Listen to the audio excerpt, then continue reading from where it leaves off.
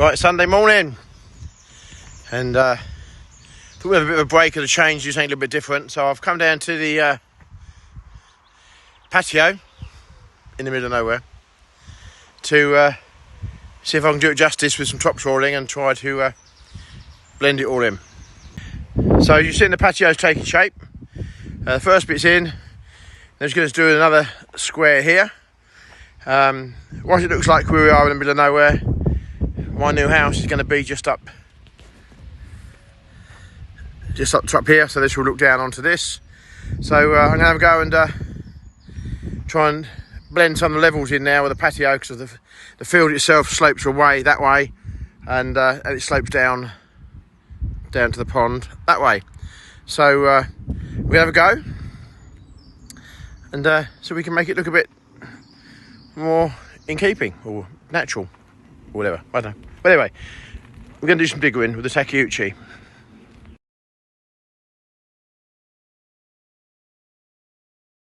$9:30 Sunday night.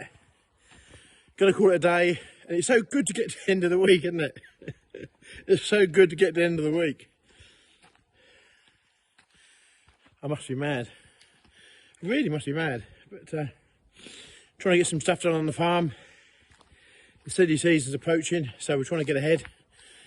So there you go. Right, bath and tea time.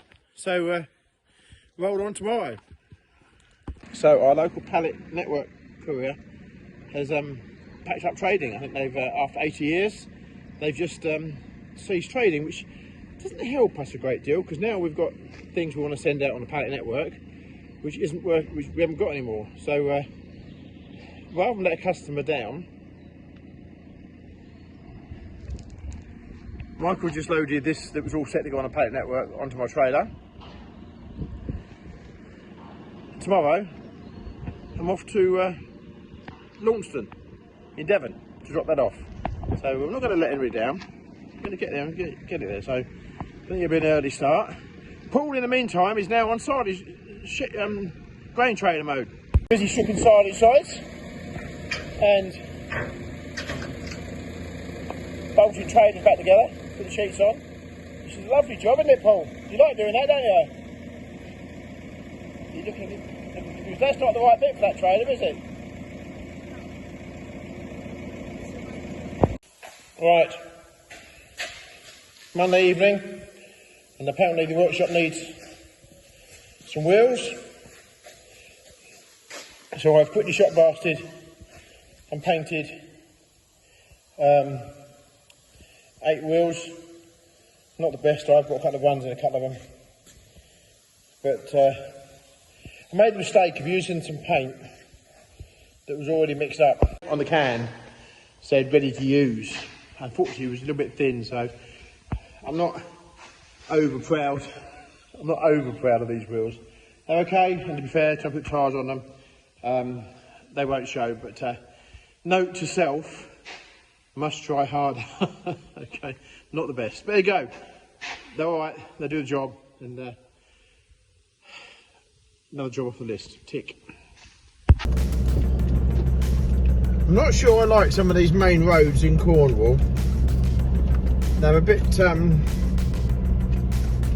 what's the word? Narrow, yeah. Not sure I like all these little country roads into Cornwall. With my sat-nav we'll take into account that we're still 6 miles away from where we're going, and it would appear to be in some extremely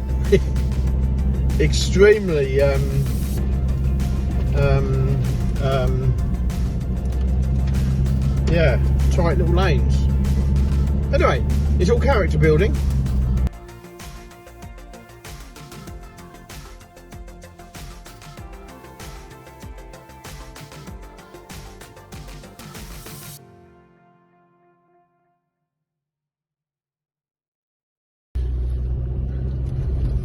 A morning rant from Michael. For those of you that know me quite well will know that I also rent out a lot of residential properties to people in various different places around the UK, and I've been doing that for the last 36-7 years. And predominantly I've housed people who are on benefits.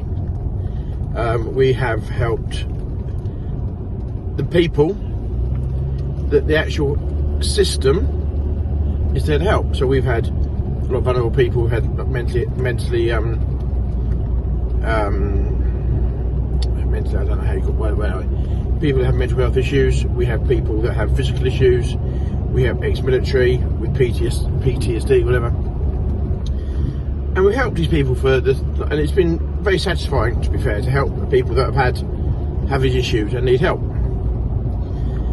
But the way the housing market's going, we see that an awful lot of landlords are now getting out of the buy-to-let, the housing market, and the change in government laws means it's going to be harder to evict a tenant if you ever need to, for whatever reason.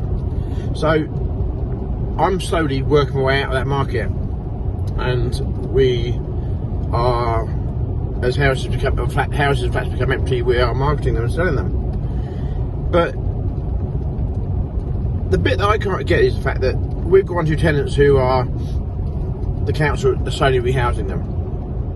But when they leave my properties that they went into that were in fantastic condition, newly refurbished, you know, clean, respectable, and it works. And as a landlord, we've got our own maintenance guy, so that if ever there's an issue with the property, we're there. Okay, if you've got a dripping tap, we're there. Whatever it is, we're on it. But as some of these people start to leave houses, they're leaving them. They're like leaving furniture, gardens full of old fridges. We had one this week, well, last week, leave, and left loads of furniture, all for me to dispose of. But at the end of the day, the council will be paying me, because we have like bonds in place for the councils for such situations.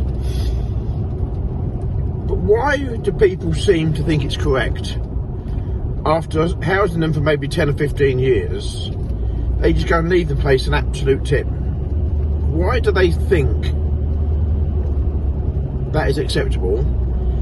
And then they wonder why landlords won't take them in the future. Totally confuses me. And what is wrong with people? Why, if you take a house on, why wouldn't you return it in the same condition? I get that you took it on. I understand that carpets wear. I get that. That's fair wear tear. But when you go there and they've left old fridges, old mattresses, etc., why do they seem to think that's good for me to have to clear it all up? I don't know. So then they wonder why people are getting out of the housing market. Now we're coming out of the housing market. We've got a little way to go yet. It's not going to happen overnight. And I think we'll start doing a lot more industrial units, things like that. But I'm just absolutely confused why housing tenants seem to think it's good to leave a house in a really poor state after someone's been good enough to house them for all these years and help them. And we don't charge the rents that we probably could get some of these properties, because we generally try to help people. But I think people are changing and people just don't seem to care anymore. But they don't care, but then they have their own problems as that nobody wants to house them anymore. I don't get it. I really don't get it. So anyway, that's my rant over. Sorry, I know it's not machinery related, but it's all part of what we do at GCS, the properties and everything else like that. So there we go. Right, I'm going to pick up some machinery that I bought. The sun's shining today, which is good, and harvest is romping up.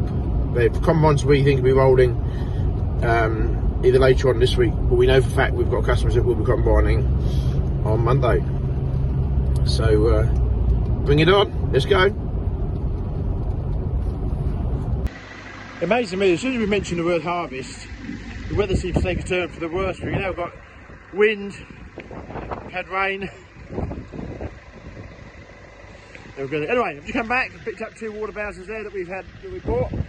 So I'm back in the yard now after collecting them. Yeah, what's going on? Paul's over here washing the trailer off. It's all in the detail. Getting ready to go out. He does do a good job, I have to say. He really does. How are we doing, Paul? You alright? Good. He doesn't even want to stop and talk. Look at that.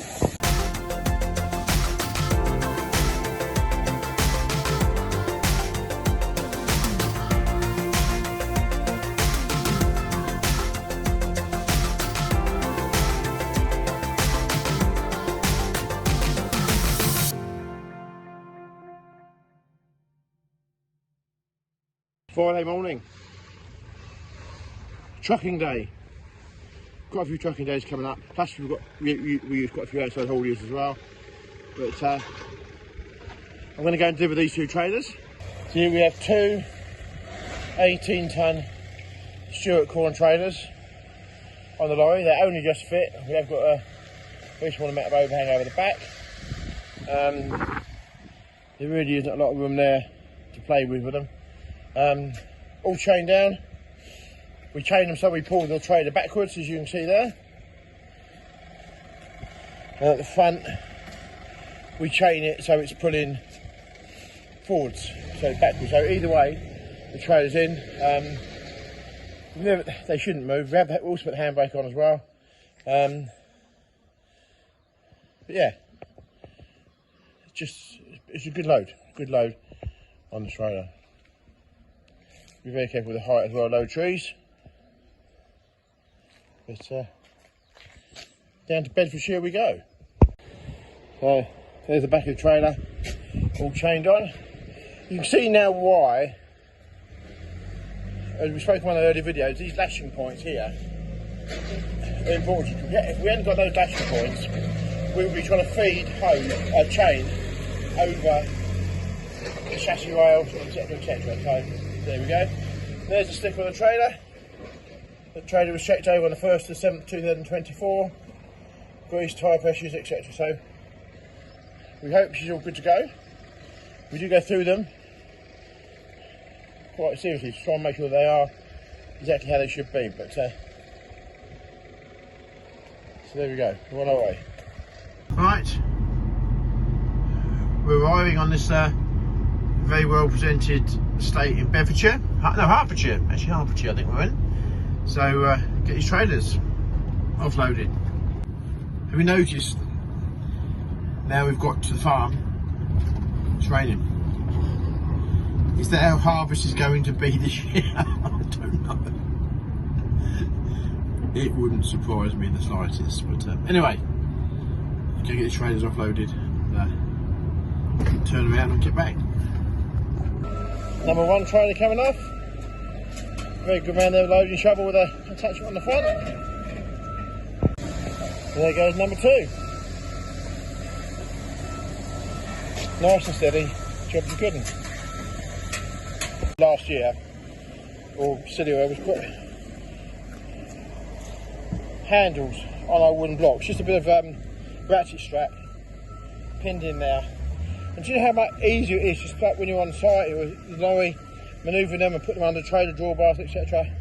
Makes life so much easier. So, isn't it amazing how such a simple little thing can make life so easy? Thanks for watching the video. Please click subscribe.